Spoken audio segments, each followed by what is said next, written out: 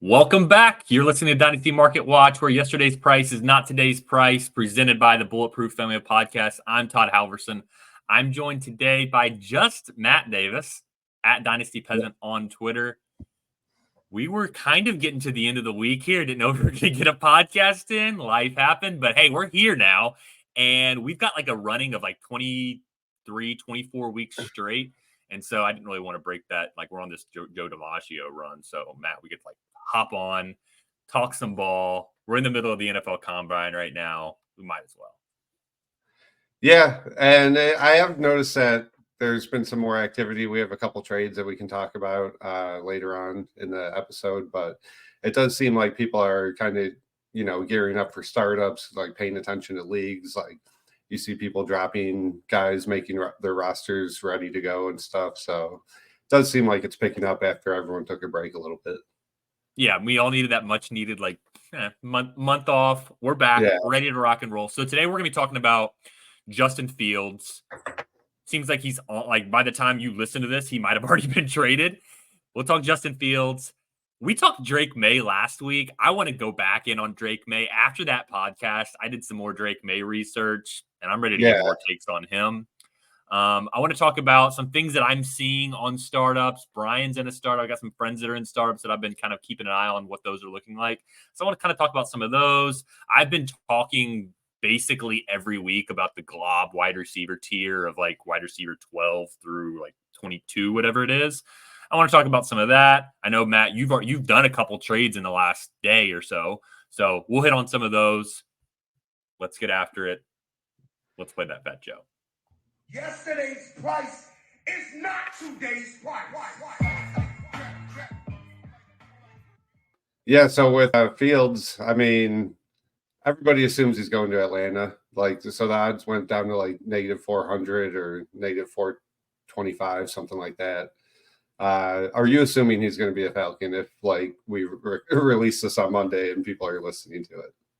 I'm assuming he's going to be somewhere else, and I'm assuming that's going to be the Falcons.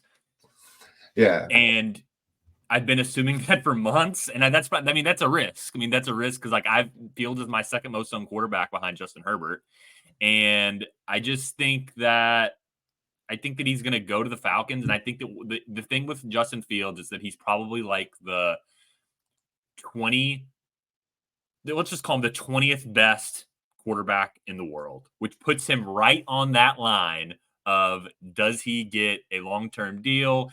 It may not be like the money that some of these other guys get, but I think that he is like right on the line of career NFL quarterback for like 6, 8, 10 years, kind of like the Baker Mayfield almost of like, he's good enough to play. He's not but for fantasy, he's different than Baker. Like we get like the elite. We get an opportunity at elite output that maybe like Baker can't really get because he doesn't use his legs. Yeah, and the other thing that was brought up in our group chat earlier this week was that, if Atlanta does trade for him or if another team does trade for him, it'll almost certainly mean they're picking up his fifth-year option. So unless he's incredibly bad next year, you can kind of look at his price of QB 14, 12 to 14-ish right now as you're getting 2 years, not just like necessarily this one last year of like top 10 fantasy production. Yeah. Because that's pretty guaranteed.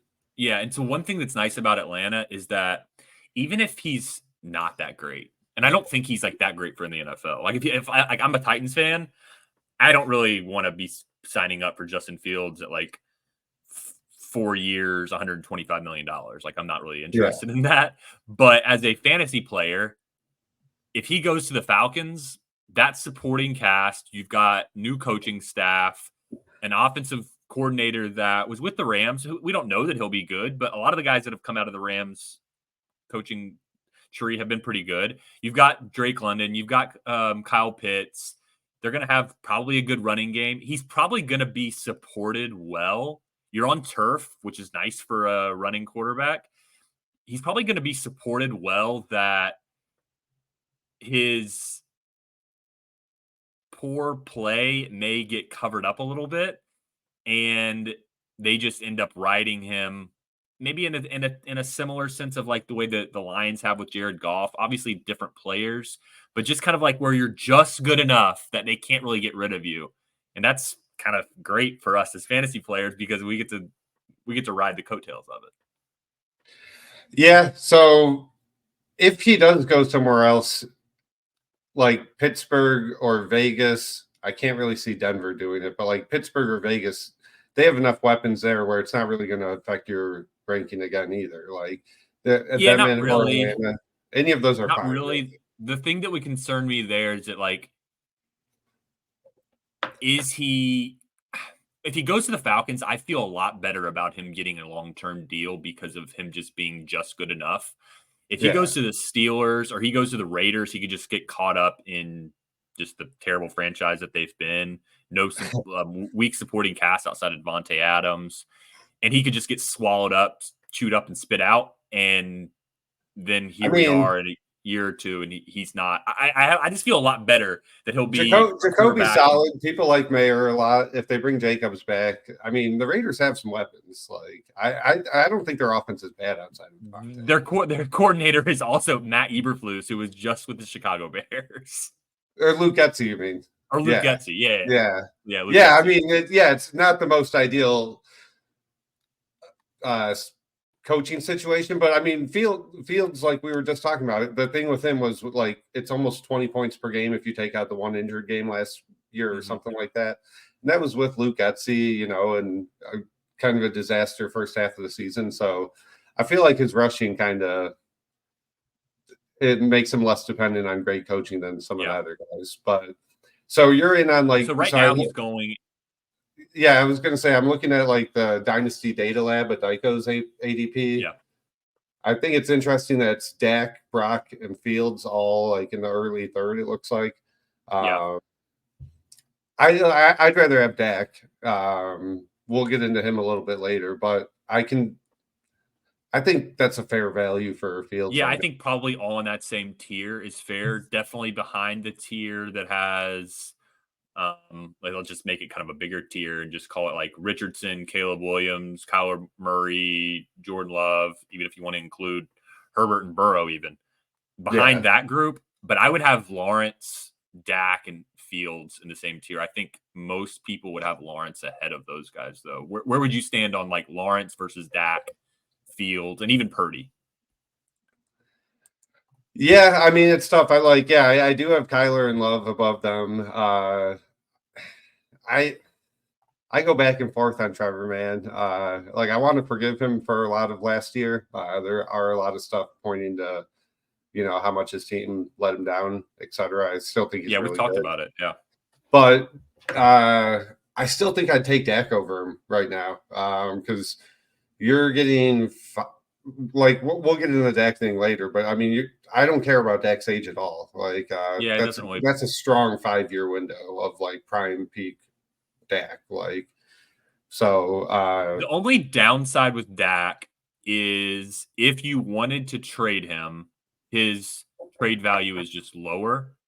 But if you're talking about, hey, I just need a quarterback that I'm going to plan on sitting on for the next 3, 4, 5 years, I would take Dak over Trevor Lawrence because I just think that Dak's going to outproduce him, not just in 2024, but I think he's probably going to do that for the next couple of years. I mean, it's hard to say after that, but if I would just rather have the guy that I think is going to outproduce the other one in the next couple of years. And so give me Dak over Lawrence. The only thing is that the trade value is, I think, just better with Lawrence, especially if you think about 2 years from now, Dak will be even older. And so I think if you're taking Dak, it's to sit on him. You're going to go be a contender.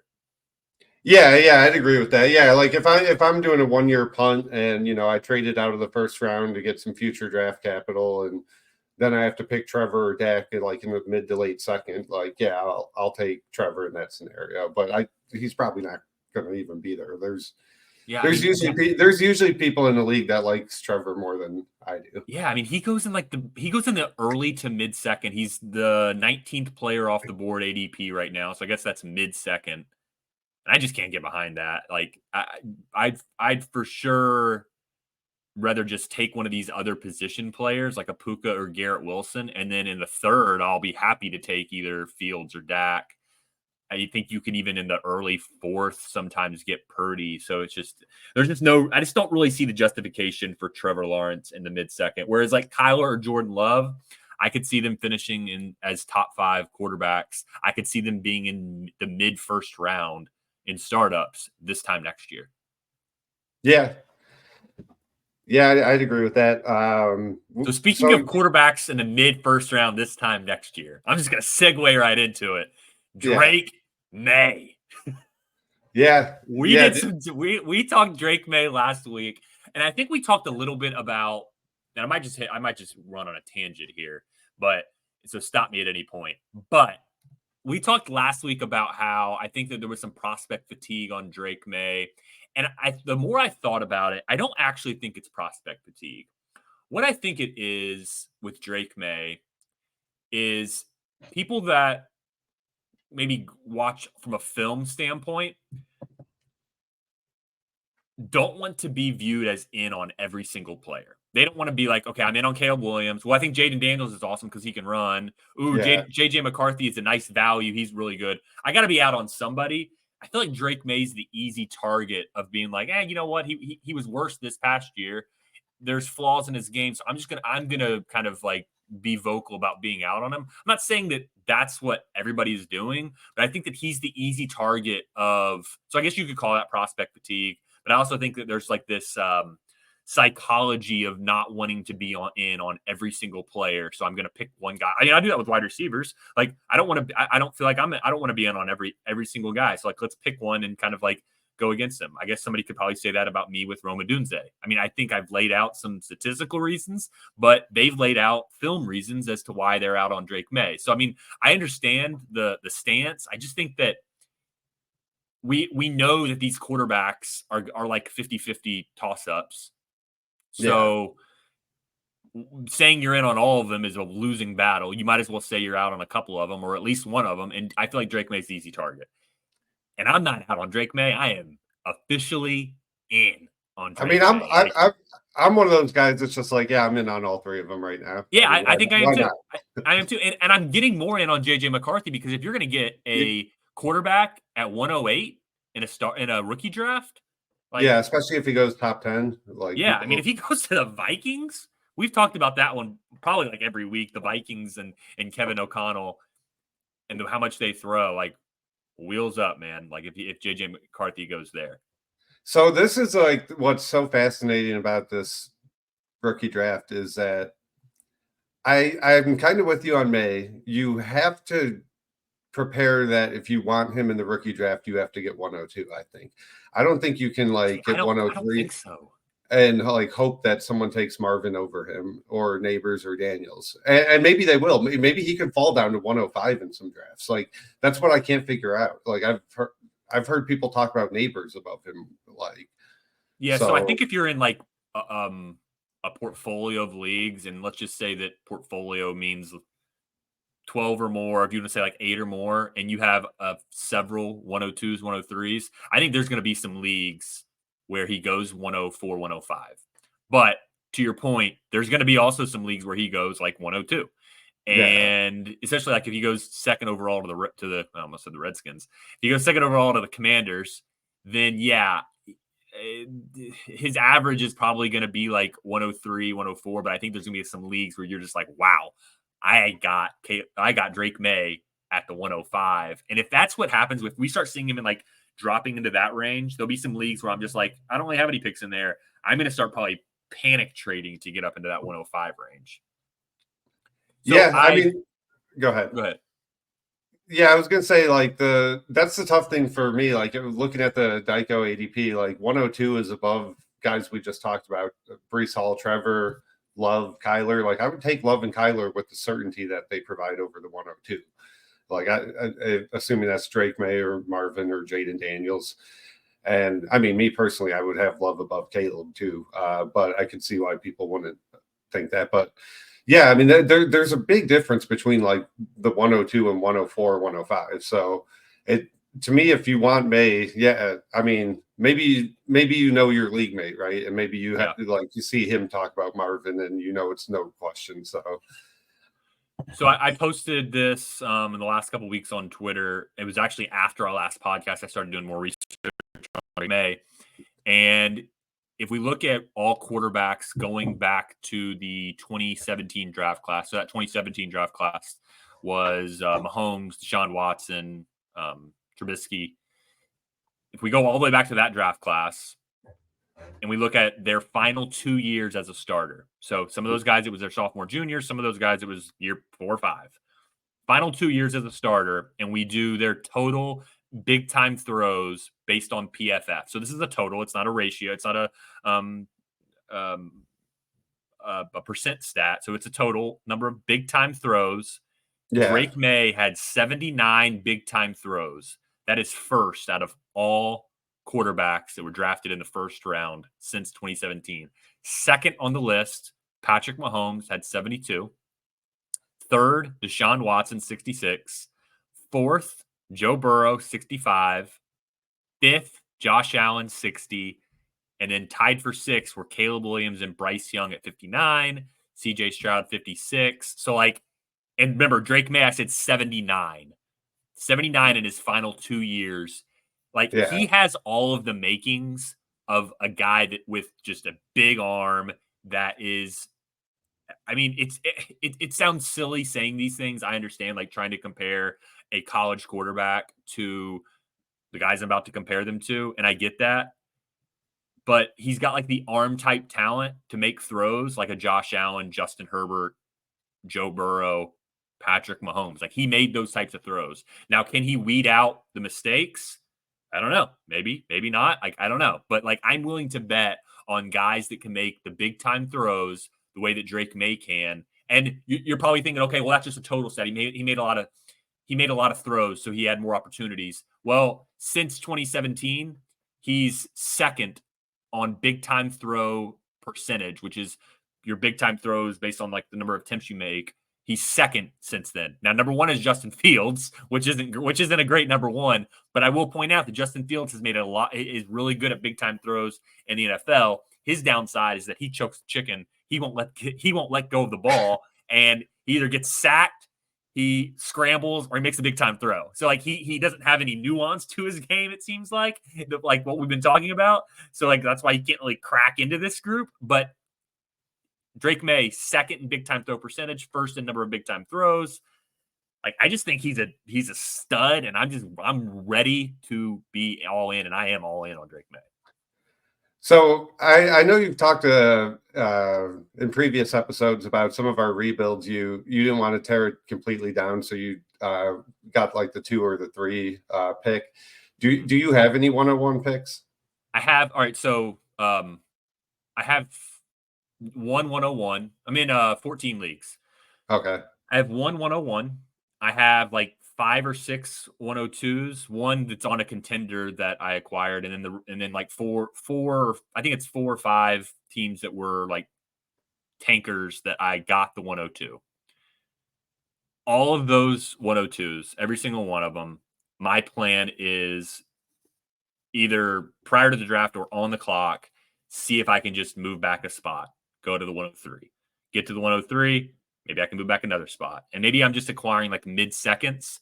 And maybe I get on the clock and I just take a Marvin Harrison Jr. at 2. Or maybe I move back to 3 and nobody wants to trade back. I might end up with some neighbors. I might end up with some Drake Maye.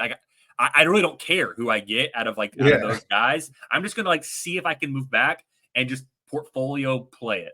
If I had 1 league, or if I had 2 leagues, 3 leagues, and I only had 1 pick at the 102, that is what I would still do, though. I would take my 102, try to trade back to the 103. If I can get back to, let's say I'm assuming that the best you can do. Let me ask you, what do you think the best you can do is moving back from the 102 to the 103? There's still a lot of Marvin Harrison Jr. hype out there. Yeah, maybe a mid-second. That's what I thought, mid-second. Like you were saying, or if there's,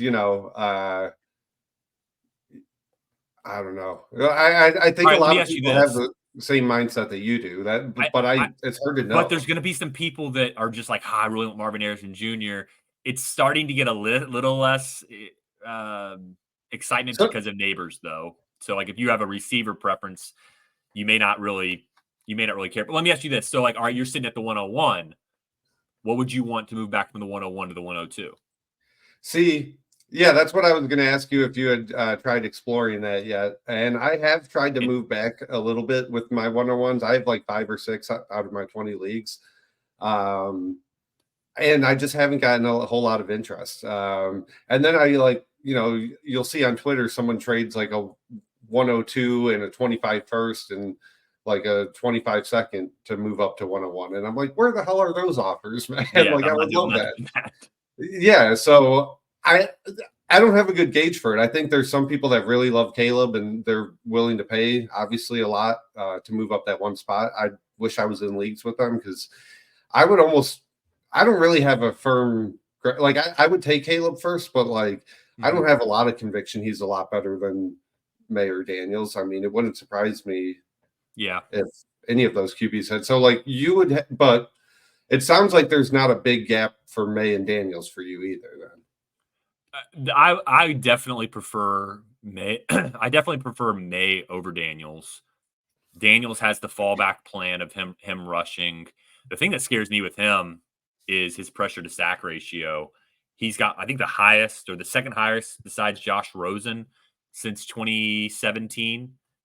And pressure to sack, if you think about it, is like you're getting pressured. Do you get sacked when you get pressured? And over a fourth of the time, he gets sacked when he gets pressured. And so like that's concerning. But he does have some wheels. He was great this past year, obviously won the Heisman.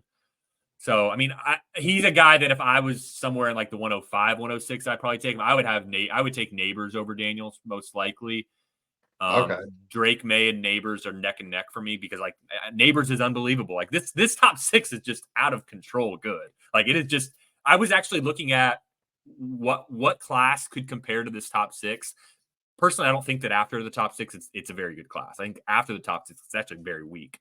And that's maybe debatable, but top 6, I was thinking about, all right, go back to 2011. That class had Julio Jones, AJ Green, which both went top 6. And then that class also had Cam Newton. Yeah. And then it had at quarterback, there were 3 more that went in the top 12. You had Blaine Gabbert, you had Christian Ponder, and Jake Locker. So like on draft day, if you were in a super flex league in 2011, that was an unbelievable draft class because you had 2 top 6 receivers. The number 1 pick was a quarterback, and then you had 3 others. So that's 6 guys that were unbelievable. Now, obviously, those 3 quarterbacks all flopped, Locker, Gabbert, and Ponder, but you did have 6 stud players. Hopefully these 6 do turn out a little better. But I do want to – so you asked me about 101. I have 101, and the person that has the 102 happens to be Brian. So maybe Brian, I don't know if Brian will listen to this episode or not, but I've been trying to think what would Brian do? He doesn't have a quarterback. My only quarterback, I have 2 quarterbacks. My quarterbacks are Justin Fields and Kyler Murray. So, who do we have here? Did he just jump on? Yeah, Brian he Brian, I messaged was just talking about you. Oh yeah, so we're talking Caleb Williams. The discussion is basically the 101. What's the value between the 101 and the 102? And I only have one 101, and the person that happens to have the 102 in the league that I have the 101 is you. Who could that be? Yeah.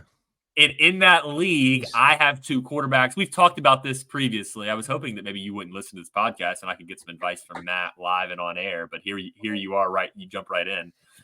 And the discussion was, I have 2 quarterbacks, Kyler and Justin Fields. You have, I think, 1 quarterback, but your quarterback situation is kind of iffy. What is the going rate of going from the 102 from the 101 to the 102? What would you want? And Matt was saying that he has a bunch of 101s and he hasn't really been able to get anybody to bite. What do you think, Brian, is the gap from the 101 to the 102? What are you asking from people?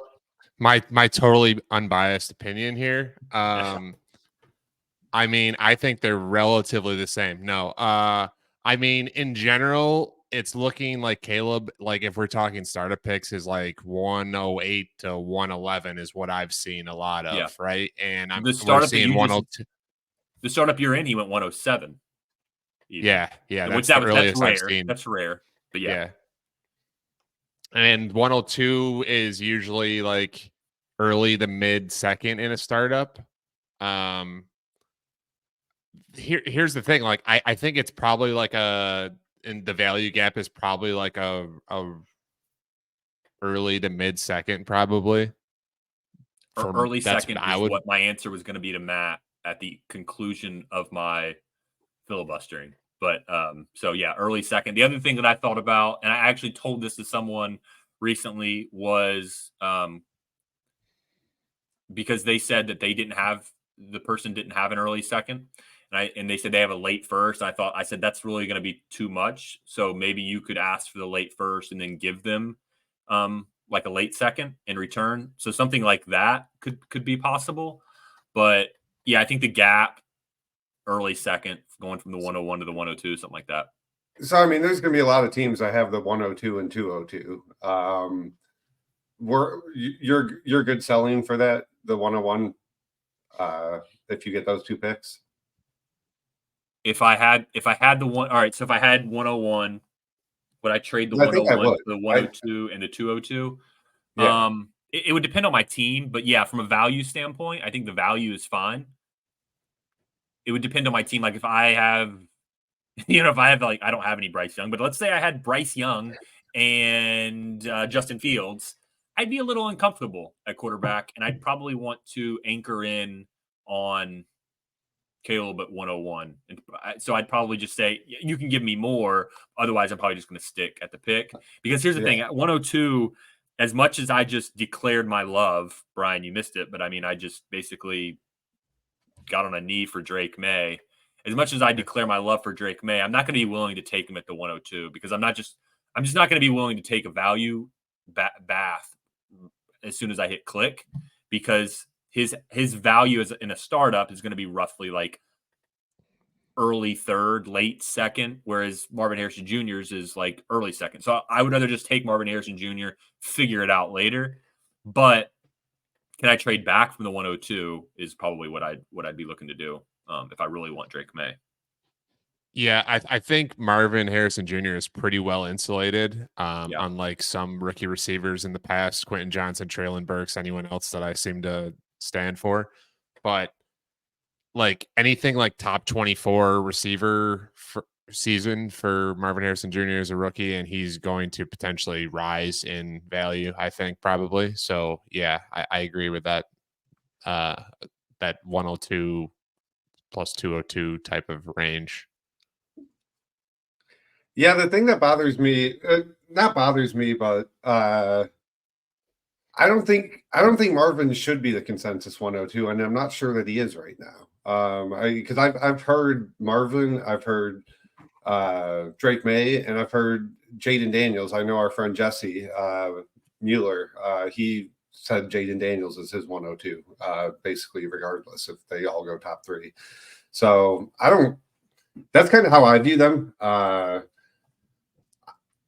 2 through 5, there just isn't a big gap for me. Like I would trade any of them for a mid-second to go back a spot or two or whatever. All right, so I'm going to push back on the rookie ADP right now, and obviously we don't know draft capital.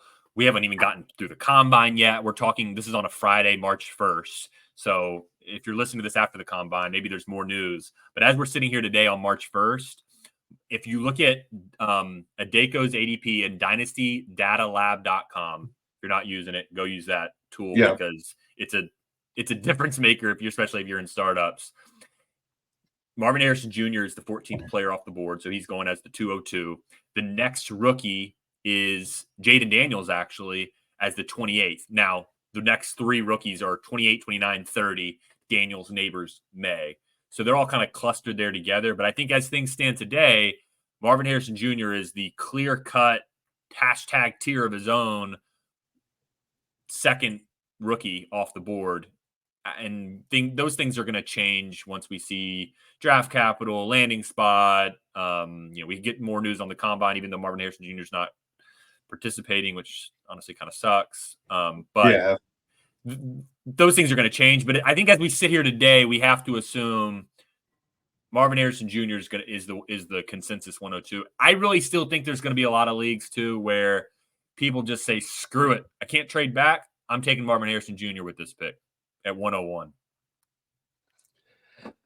Yeah, I mean, I think a team that was like sitting on like double quarterback tank, a team like mine that I was just talking about, yeah, Kyler Murray, Justin Fields. Yeah, exactly. I was gonna say like Lamar and Dak or know something like that, whatever it is, like that first, second round stack of quarterbacks. If they did a startup, I think a lot of people, and it might be Malik Neighbors too. Honestly, like there's a lot of steam for him too. Mm-hmm. But I could see a receiver going one in your fantasy draft, for sure, rookie draft. So one thing, 101 over Caleb. Yeah, I think we'll see. I mean, it's not going to be a large percentage. We're talking about range of outcomes here, but like 5 to 10% of leagues, you might just see Marvin Harrison Jr. go first overall. I really think that'll happen. I would never do that. I'm just saying. I'm not endorsing her. Yeah, I'm not endorsing her support. Yeah, no, don't do it. This rookie draft season, it's definitely going to be a lot of fun. The Dyko ADP, I was kind of looking at that, like we talked about with Fields, Dak, and Purdy, all right there, right between the 103 and 104. Do you think that's about right for them, Todd? Like, are you moving the 104 for Dak or Fields, or probably not Purdy, but one of them? The 104 for Dak, Fields. So like, all right, just one for one. I declared my Drake May love. I would say Drake May. For me, we talked about the Dak, Fields, Lawrence tier. For me, I think Lawrence is a tier ahead for most people. Dak, Fields, Lawrence, Drake May would fit into that tier for me. So would I trade Dak, or would I trade the 104 for Dak?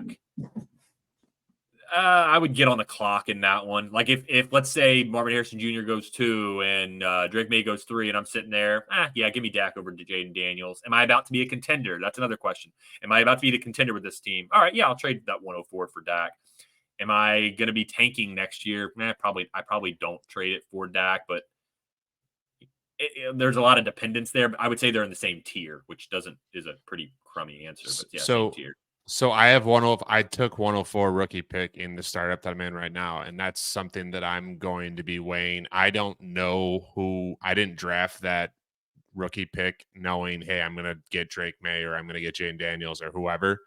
And that was what was kind of fun about, and what I recommend if you are doing a startup draft with rookie picks versus the player, is taking, like, rookie picks have extra value that it gives you a little versatility in terms of, like, say you don't get a quarterback and you have 104 and you want to compete, whatever the case is, you're going to be looking at a quarterback in the rookie draft. Where if I say I'm taking whoever, AJ Brown, I know it's a receiver. That's what it is. Done and done. So it's just something to think about in terms of startups with rookie picks as well. Yeah. So like in that startup that you're referring to, like I've been like zoned in on this startup, guys. So like I know what your team looks like. So you got Kirk Cousins really late, and you took another quarterback, I think, in the first round. Oh, you took Josh Allen. So you have Josh Allen and Kirk Cousins now, and now with that 104, you've got flexibility to say, all right, I can take the best value on the board. Maybe I want to take a quarterback. You know what? I'm going to go Neighbors here at 104. You could try to trade back a couple spots even. Like, you have total flexibility with that pick since you got Cousins. Whereas if you hadn't gotten Cousins, you might have been stuck taking either May or Daniels, even if you didn't want to. But Drake May, you wanted to. Yeah, I mean, if Drake May's there at 104, that would be the plan probably. But a lot can change, like you're saying, the landing spot, draft capital. We expect those things to be pretty steady for those couple of guys. But like if Malik Neighbors is on a great landing spot, or Brock Bowers goes 5 to the Chargers, something like that, in a 0.75 tight end premium, left my options open at least. Yeah, Drake May to the Patriots is going to be a little bit of a... Todd, I was going to ask you about that since like a week or two ago. You were like, man, fuck the Patriots landing spot for real. Yeah, it's terrible. So I was talking to David Plout, who we had on the podcast during the season, and he's a big Patriots fan. And I think that if Drake May falls to the Patriots at 103, now let's say Daniels goes to the Commanders at 102, Yeah. I think Drake May is inevitably falling all the way to 105. I think that will be his like actual ADP is 105. He will go after Neighbors. He'll go after because people will just look at that Patriots landing spot and say, not today. Do you think he has a chance to fall behind JJ McCarthy if JJ McCarthy goes like top 10? Yeah, like top 10. Like let's say the eight to the Vikings. Falcons. Yeah, let's say the Vikings trade up, or 8 to the Falcons. Or let's say the Vikings trade up to 7 with the Titans, and JJ McCarthy goes 7. Yeah, to the Vikings. JJ McCarthy could pop into that top 6, and we could see Drake May go 3rd overall to the Patriots, and people are saying, "Yeah, I'm not taking him until the 8th pick because I'd rather just take Roma Dunze." Now that's not going to be like his ADP is the 8th pick, but that could happen in drafts. Like that's why you guys were talking about weeks ago, being in on that 8th pick, being in on that 9th pick. And Yeah. that's why, like, because these things are going to unfold and these things are going to happen. So, like, you can still make those trades for the 108. It's probably a little pricier than it was a couple weeks ago. You can still make that trade for the 108, thinking that big things can come from that pick.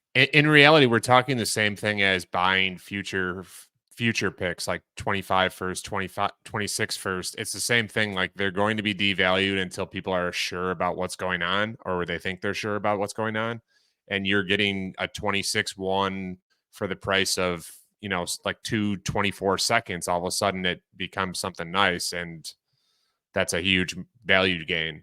Now, there's a ton of volatility too, because like, let's say something weird. I mean, every year something crazy happens, and I'm going to say something, and you're like, "Oh, well, that's not going to happen." Well, like these things happen every year. Let's say the Lions trade up and go like 9th pick, and get JJ McCarthy. Well, now we're all of a sudden like, "Oh, they just re-signed Goff to a 2-year deal or something." Like something crazy. Like I'm not saying the Lions is the actual one, but like those things happen where you're like, "What the hell?" Like JJ McCarthy just like the 108 sucks now. Like that sort of thing happens every year where we get really disappointed in that landing spot. And then picks can accrue, and then they can also kind of lose some value. Then maybe somebody else gets a good landing spot and we like the 108.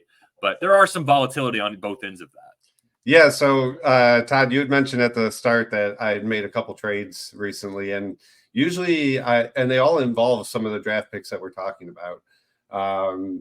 Usually I want to wait till closer to the NFL draft and the rookie draft to trade away picks, because I think that's when they maximize in value. But I think this is the time to start talking to people about, they're all restarting the leagues, being more active about seeing what you can get. So I do have one team that I had stocked up on picks, and I'm kind of bringing it out of a mini rebuild. And I traded away the 109 and the 209 for Jonathan Taylor, which I think is a pretty fair price, but I was pretty happy with it. Wasn't worried about moving the 109 there. So 109 and 209. I mean, yeah, I really like that. Jonathan Taylor is probably getting a little bit undervalued. Let's look at his ADP on Dynasty Data Lab. So he's going in the 401 is his ADP as the RB5, but it's a full over a round behind RB4 Christian McCaffrey. Yeah. He's basically tiered with like Kyren Williams and Travis Etienne, and like definitely give me Taylor over those guys. I think that those guys are also pretty good values, but I think Taylor is probably like a half round to a full round short of where his ADP should be. Probably a half round short of where his ADP should be. So I think he's a really good value. The 109. I was going to say he's right next to the 105. So like, and yeah, the way we're talking about Neighbors, like if he's worst case scenario at 5, you're moving the 109 and 209 to move up for sure. Yeah, I mean, go to the person with the 106 and say, "Hey, I got the 10 or the 105," and say, I got the 109 and 209. You want to trade back? They're gonna laugh at you. So I think I like that trade. Yeah, so that was the step one to getting some running backs, and then this other trade I did in the same league. I have the 101 Caleb, which I plan on keeping. I needed another nice quarterback too, so I traded George Pickens, the 105, the 107, and the 201. And I got Dak, DJ Moore, Javonte, and Kamara. So kind of a lot there, 4 Can for you 4. repeat it again? Repeat that trade again. Yeah, picks 5, 7, and the 201, and George Pickens. And I got Dak, DJ Moore, Javonte, and Kamara. So Matt, what were you valuing Pickens at, like rookie pick wise? I was thinking like Dak and DJ Moore were worth the 1.5, 1.7, and 201. Those 3 for 2, I think, was about even to me. And then I had a lot of young wide receivers. I had no running backs because, like I said, punting last year. So I was fine throwing Pickens in there to upgrade to more. And then Javonte and Kamara, I just think are both kind of nice value buys right now as running backs. But all right, I'm gonna unpack it for us because I think it's just really confusing when you do a 4 for 4 trade. So here we go. Yeah, and so I thought people would like the picks. Go ahead. I'm gonna look at it like this: Dak and the 105. I would rather have Dak in that scenario, but like let's kind of use them as the 1 for 1. Give me Dak. You've got the 7 and DJ Moore. That's basically like saying Roma Dunze. Maybe it's JJ McCarthy on a big move up. Yeah. But one of those. I'd say they're like an even swap. And then you've got Javonte and the 201. I mean, off the top of my head, probably an even swap. Maybe Javonte. What? Probably an even swap. I'd say it's about even. And then most people would take Pickens over Kamara. So so your difference is whether you'd have Pickens and whether you'd have how much you have Pickens over Kamara versus Dak over the 105. I think it's just a fair trade. I mean, it's just a fair trade. It kind of depends on which side. Are you trying to contend? You trying to rebuild? Yeah, and I had a couple people. I thought people would either say even or they would take the picks and Pickens. But the few people that I heard back from in the league were like, "Wow, man, what a steal for you!" I was like, "Really? Like, I don't know that everyone fully realizes the value of those top 7 picks yet." Yeah, I think probably I'd rather have Javonte. I'm starting to think about it more. Javonte over the 201. And then Dak, slightly over the 105, close to even. Kind of depends on where those things are. But I think it's a good trade. Because fair both sides. Like we talked about earlier, I'm definitely interested in buying Dak at his current value. I think his age is being a little too baked in. Like he's being punished a little too much for being 30. Like you don't even have to play in a 2-year window. If you play in a 5-year window, you can expect, I think, mid QB1 numbers for the next 4 to 5 years. He's going to retire soon, dude. He's 30. Well, Dak and those receivers in that group are exactly why I've talked about my dynasty startup strategy as wanting Justin Jefferson in round 1, because I can go Jefferson in round 1, and I feel very comfortable knowing that Dak or Fields or maybe Drake May are going to be sitting there waiting on me in the middle of round 3. Even if I were to miss, like maybe I want Justin Jefferson in round 1 and I'm like crossing my fingers for Jordan Love or Kyler Murray in the middle of round 2. Like their ADP is a little bit earlier than that, but I'm crossing my fingers for it and I miss on them. But then I end up with like Garrett Wilson or Puka. And I'm like, all right, well, I just started with those 2 receivers. I feel very good that I'm still going to be able to get Dak, Fields, or Drake May in round 3. And that's a fun start to me. Like back in the day, like back a few years ago, 4 or 5 years ago, you couldn't get quarterbacks like that in round 2 or 3. The quarterbacks going like around there were Stafford or Tannehill, or like Russell Wilson was going in mid round 2. Like there were some not as fun quarterback options a couple of years ago. Now you have these guys going in. You've got Brock Purdy going in round 3. I don't love that, but he's still like going into year 3, and you can get a quarterback that's producing as a top 10 quarterback in round 3. I think the quarterback market, if you're not getting one of those Allen, Mahomes types, or maybe Hurts, I just really like the idea of being able to be like, all right, middle of round 3, I just got Dak.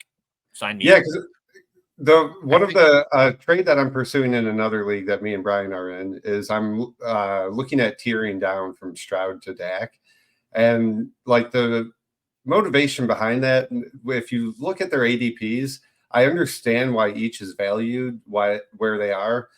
Well, no, Dak I think should be valued higher, but I understand why Stroud is valued as like a top 4 or 5 QB. But would it surprise any of us if Dak played him to a draw production wise, or even slightly ahead of him for the next 4 years, like 3 to 4 years? I mean, he outscored him this year. He has CeeDee Lamb. He's in a very friendly dome offense. I think that as a community, a lot of people are in a hurry to crown new players, new jewels, and Did you say not nude saying or new? Yes. Nude Yes. players? Just yes. New crowned jewels, NEW. That it's kind of getting kind of crazy sometimes that people are valuing people at essentially their ceiling and drafting them as such when there's significant floor or risk as well in terms of when you're talking about the 3rd or 4th best player in fantasy. So that I actually was debating with someone in the league that I'm doing now in the chat about how, like, why would I view Anthony Richardson, I think was who we were talking about. Why would I take him 3rd, even if I think he's going to be the 1st, 2nd, 3rd best quarterback this year when we have Allen and Mahomes? Like that there's a staple 2 guys that I think everyone agrees on that aren't going anywhere unless something absolutely horrific happens. And even still. So it's crazy to me that you can sell CJ Stroud, who could very well be a 2nd round quarterback next year, for someone that also might be a 2nd round quarterback and then get a significant plus like you're talking about potentially. I want to co-sign what you just said about CJ Stroud and potentially being like a early 2nd round quarterback. Because I think when it comes out of your mouth, when you say that, it sounds outrageous, but Justin Herbert was like 103 last year or 2 years ago. I mean, now he's going like 102 or 112, 111. Trevor Lawrence. Trevor it's Lawrence happened over and over again. Second. Yeah, I mean, it happens. Like it sounds crazy, but I think it's totally plausible. Dak, well, you also know that Dak 2-3 years ago was a 1st round startup pick. Like he was like the 105, 106. Like it changes quickly if you don't have that real. Stroud's a lot better than Baker, but Baker had an amazing rookie year, and like I think got steamed up to like the 1-2 turn or something, or like 2nd round if I remember correctly. So my brother-in-law in a startup in 2019, he took Baker, and his first 2 picks were Baker and Andrew Luck. Andrew Luck retired a week later. Yeah, that's rough. So what would you need, Brian, if you have CJ Stroud and you go to the Dak owner, what are you looking for? Let's say just in a vacuum, or whether you're contending, or I don't think you're making this trade if you're like starting a rebuild, probably. So if I'm shopping, I have CJ Stroud. I'm looking to get a quarterback plus something. You're saying Dak plus something. Yeah. I would want. I would want like a 2nd round-ish startup value return. That's what I would want. I think you can get that. So like we're viewing Dak as like a 2nd or 3rd. If I were to make a startup trade, I'd be trading for I'd be trading the 104 to 106. We'll say 103 to 106. CJ Stroud. Yeah, I would want like someone that you would take in the 2nd round of a startup, probably. So like Gibbs, Breece Hall, Garrett Wilson, AJ Brown, Puka. I mean, I would love to do that. I don't know if you get those. I think that's rich, but I think there's absolutely CJ Stroud lovers out there that you could, and then just give them a small like throw them like Romeo Dobbs or something, like like somebody like that that you could just kind of something that like you don't care that much about. So Romeo Dobbs is probably a bad example, but somebody like that. That maybe is a little overvalued or at maybe his peak, or people really are liking him right now. I would throw something back in that sense and see if you can tier up in another position with maybe maintaining the quarterback position. Yeah. So the one that I'm trying right now in that league is CJ. I'm basically trying to get Dak, Ken Walker, and Shit. Oh, and Christian Watson. Watson. And then I threw in like Mostert and Noah Brown to make it even. And he seems like he's considering it. Like he knows I won't take less, and he just said he's thinking about it. So Walker and Christian Watson, I think, are nice enough of upside play at each position to be fine making that move. You're looking probably in a lot of drafts, Walker going like the 5-6 range of startups, I would assume. Yeah, Watson like a round or two after, I think, right? Yeah. Well, I'm just trying to look at where he went in my current draft. But yeah, that's what I mean. Like, I don't think I'm asking Christian like, Watson in the 7th. Yeah, so you're asking for like a 6th and a 7th startup pick basically, and I assume you're just kind of valuing it Mostert as a nothing piece, and Noah Brown. Noah Brown, even more of a nothing piece. Yeah, so I mean, like I said, that's a very modest ask by startup. Yeah, I think that should get it done a lot of times. For sure. Yeah. Brian, you said CJ Stroud for Dak and Puka. The difference there on Fantasy Calc is a late second. So it's really not that crazy what you just said. So I think that's Romeo Dobbs moves across the finish line, I think, and a lot of people you talk to right now. Yeah, if they're on that CJ. I do think CJ Stroud is viewed. I think everybody's like, yeah, CJ Stroud's the QB3, but does anybody actually people are getting skeptical? QB3. Yeah. Like people even draft him as the QB3 and they're like, yeah, I'm ready to trade him. And to Matt's point, like the people that have Puka and Jahmyr Gibbs, like those are probably not great examples because those are guys that they either just traded a boatload for or they drafted for them. So they're going to have them really close to their heart too. So like maybe I love like a third round start. Like the third round is like pretty sweet that you could find some awesome valued things. There's win now guys like Christian McCaffrey and Tyreek Hill going a lot of time in 3-4 range. Yeah. There's younger, talented guys before that blob that Todd always talks about. It's an interesting. I like that range a lot in general. So what I'm about to say is just completely out of left field. So you're probably, if you're about to listen, you're thinking like, did I skip a segment? One thing I wanted to mention, and you kind of referred to it like 10 minutes ago, was like second round picks in rookie drafts. And one thing that I think is interesting if you're looking to tier back with quarterback is going to a team that there's always like one team in the league that has like 6 second round picks. And you're like, dude, when and how did you acquire all these picks? Yeah. And they're like looking to burn them. Whereas like the guy that has only 1 second round pick, they're like, you said keeping it close to your heart. Like they're keeping that one like close. Is the person that has 6 second round picks, are they willing to just like chuck 2 or 3 into a deal to get a big tier up and go from a Dak to Kyler or something? I don't know, something like that. Todd, I think that's something you need to research that specific person, how they got those seconds, because if it's something that they actively reached out for those seconds, like there's some crazy people that just want to make 11 rookie picks. Yeah. Those people exist.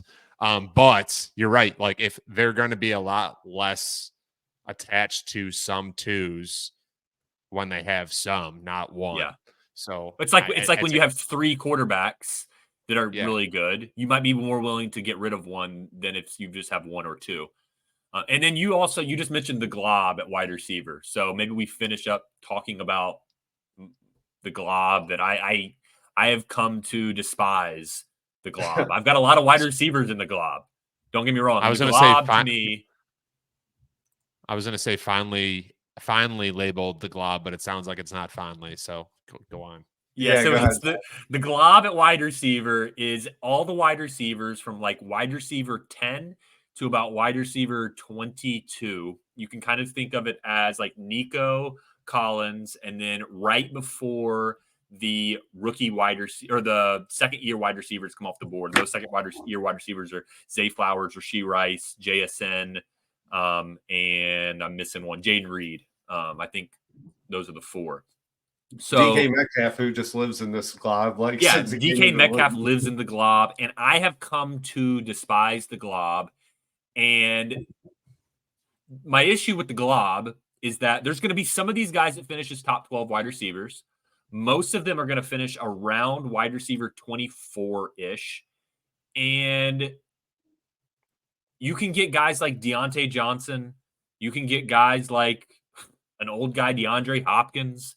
You could get a few of guys like maybe you got like a Marquise Brown and a Jerry Jeudy. One of the two is going to finish as a top 24 wide receiver. Like there, you can do things like that and get crafty and finish with similar type of output as the Jalen Waddle, as the Devontae Smith, as these glob wide receivers. And you're going to maybe lose out on a couple fantasy points per game, but you're saving a lot of value to then go reinvest elsewhere.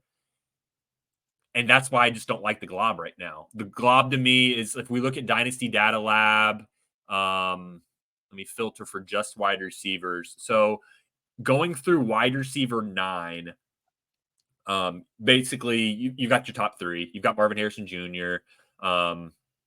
You've got ARSB, Puka, Garrett Wilson, AJ Brown, Tyreek Hill, and then Chris Olave is the last guy that I would put before the glob.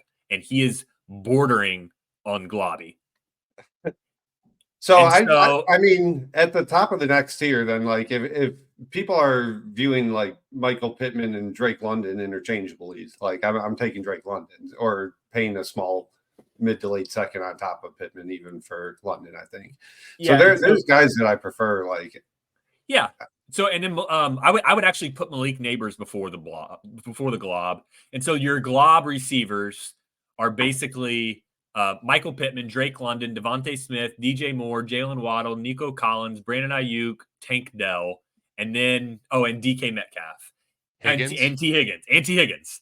So you got like what is that? 1, 2, 3, 4, 5, 6, 7, 8. That's 10 receivers, and then you've got the guys that were just rookies: Rice, Flowers, Jason, Addison behind them. So you've got the glob and then like the even younger glob. And all of those guys, like let me get a little bit older guy and give me Debo. Let me go really old and get Devontae Adams.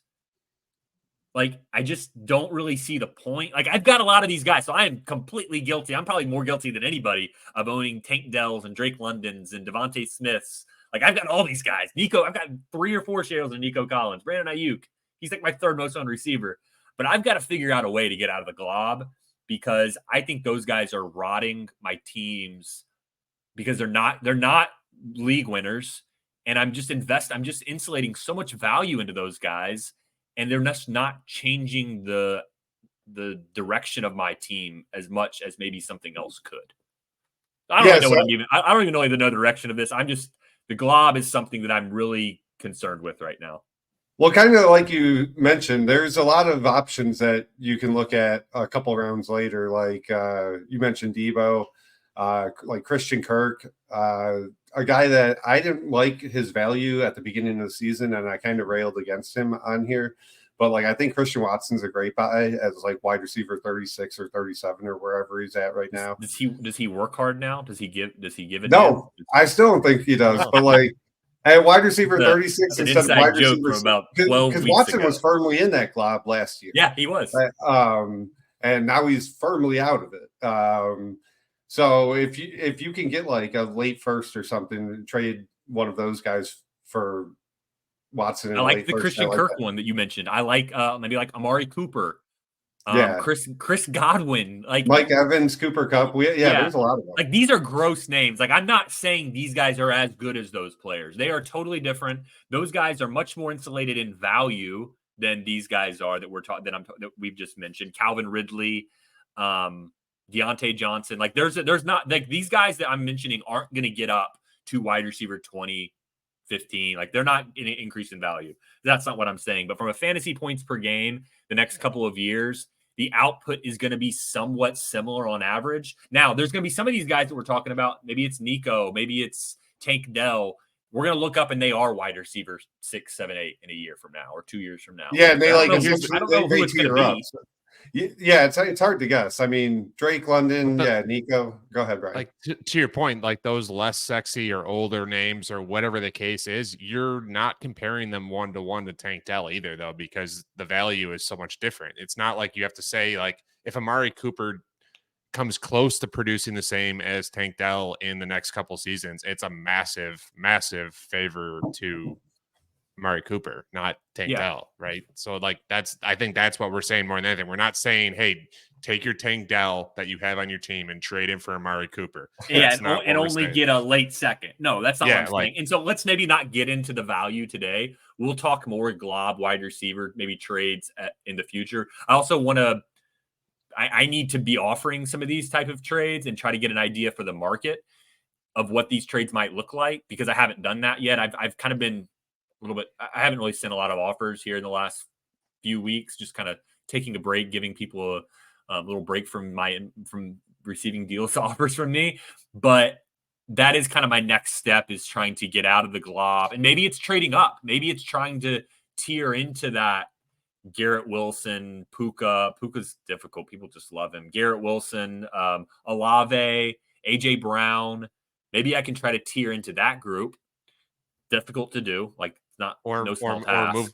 Or move positions, right? So like move you positions, could, like we've talked about before, like Jalen Waddle, you could trade Jalen Waddle for Jonathan Taylor right now, probably. Yeah, that's a good one. Yeah. And it all goes back to the dynasty startup strategy that I've been talking about. And it is taking Jefferson round 1, because when you take Jefferson round 1, I think you have a really good chance of staying out of the glob, because you can then get your quarterback in maybe rounds 2 and 3 if you want, or maybe you can get like a Laporta in round 3. You can avoid the glob in rounds 5, 6, and you can go grab, or round 4, Jonathan Taylor or ETN, and then you can just avoid, and then maybe you go Andrews or something in round 6. You can just avoid the glob altogether, and then you can clip off and get an Adams. You can get Amari Cooper, a Christian Kirk. So like, that's kind of my glob strategy right now. So you said you haven't been sending a lot of offers out, but like when you do, you're basically trying to shift some value from that glob to other parts of the team. I don't know what that looks like right now, admittedly. I actually have been sending offers out lately. That we talked about a couple of them, and we did talk about how people are, starting to amp up their activity on Sleeper and leagues in general. The one thing I'm doing, like I've talked about my earlier example, is I'm looking at trying to buy Dak Prescott. I still think he's a great buy. I think he's set up incredibly well to return on that investment at his current cost. But Brian, is there like any type of moves that you're doing before we head out of here? If I'm kind of investigating, besides starting new startups. Yeah. There's a lot of stuff I'm investigating, but one thing that I've been kind of gauging is trying to get those elite guys and moving. I'm starting to shop my 103 to like 106 rookie picks for those elite guys that, like, even if the rookie pick gains value between now and then, like I traded a 104 for Garrett Wilson, essentially. Like, that's something that I'm doing 10 out of 10 times, not even hesitating. Those are the main pieces of the deal. So like that happened last week or 2 weeks ago. So those are the types of things that I'm kind of investigating, because I think rookie fever is definitely hit at this point. Yeah, I think people are excited. They feel like they have their favorites and the guys they know. This is the time that I think you can start shopping those things. Don't trade 104 for 110 and 203 or something like that. Like that's a whole nother ball game. Like getting overconfident with your you're talking about a known stud in the NFL. Yeah, exactly. Yeah, I like that. I've noticed the same thing. People are starting to treat those top 5 to 6 picks like we know exactly the player in the situation and what the value is, and I don't see it climbing a whole lot between now and end of April. So I think that like Garrett for 104, that's going to probably be there in 6 weeks and not much more probably. So yeah, I like that. Definitely notice the same thing. Another person that, like, I know he's kind of trending up in the right direction, but I've still seen some lower ADP for Kyler Murray. If he lands Marvin Harrison Jr., his value is going to skyrocket. I think people are assuming that's going to happen, but when that actually happens, his value will definitely go up. So that's somebody that like you could still get maybe a slight discount. That's a good call. Yeah, I'd agree with that. It's one of those things that we see every year where like we know there's like an 80% chance of it happening and it's still not fully baked into the price. Oh, and then one guy I'm kind of investigating right now, and you mentioned him, Matt, is Ken Walker. I hate Ken Walker, to be honest with you. I'm going to be just quick. I just don't like him, but I think everybody hates Ken Walker now. I think even the people that have Ken Walker are tired of Ken Walker. In a dynasty, in Brian's startup that he's in right now, he went as wide receiver or running back 13. Like, give me a break. Like, he's not that bad. So I think people are just kind of like over him. His ADP is RB9. He went as RB13. He went after guys like James Cook, Pacheco, I think Tyjae Spears. Like, I think people are just over him. So yeah, I think he's one that I'm interested in just kind of kicking the tires on. So I don't know if I'll get any trades done for him, but I think that's an interesting one to at least investigate. It's funny because like what you're saying, I think that's a perfect value opportunity because the drop in value, it seems like there's no correlation or anything that like makes sense with that. Like I expected when Kenneth Walker started dropping in this startup that someone was going to take Zach Charbonnet like super high, like, okay, he's passing a buyers or, high for relative. And that's not happening. I was expecting him to probably be drafted by now, and he hasn't been. So like, there's no real correlation with the value drop, other than like you're saying, people are tired of him. You were just tired of him, yeah. People do not like to buy running backs this time of year, and I do think there's like a slight market inefficiency there, where it's like, yeah, we should be scared about some people. Like Devin Singletary's job is probably not safe. Yeah. But like Ken Walker's, I think is pretty safe. They're not going to bring in Jacobs or Saquon. Right, they're not going to bring in another one. They've already brought somebody in, so we already kind of know what his situation is. Like, whereas a Tyjae Spears, who went ahead of him in that draft, they could bring somebody in, and then all of a sudden people are like, I don't like Tyjae Spears anymore. Yeah. Or Pacheco or James Cook, like the guys that went ahead of him in that draft, like they could easily bring somebody else in. Whereas Ken Walker's, while it's not, I don't love the situation, it's kind of like it is his situation. Like, it's probably not going to totally change any. Use my past mistakes as an example. A couple of years ago, Antonio Gibson, I was super high on him. I thought he was going to explode. He was going 2-3 turn in startups, right? And all of a sudden, that looks like an absolute disaster almost immediately, right? So that's another just example of like cautionary tale. Don't do it. Yeah, agreed. All right. Thank you for joining the Dynasty Market Watch podcast presented by Bulletproof Family of Podcasts. You can find the podcast itself on YouTube as well. If you want to go see our pretty faces, you can see Brian join in on the podcast here around that 20, 30 minute mark. We got this one in before the end of the week, so we will continue to be back here every week this off season. We've been with you every week since about week 3 of the NFL season. Next week, we'll have the combine closed when we talk next. You can find us on Twitter. Brian is at Brian_O'Leary1. Matt is at Dynasty Peasant. I am Todd at Dynasty SFlex, and you can find me in the Bulletproof Discord. The podcast account is at Market_Watch1. Give that a follow.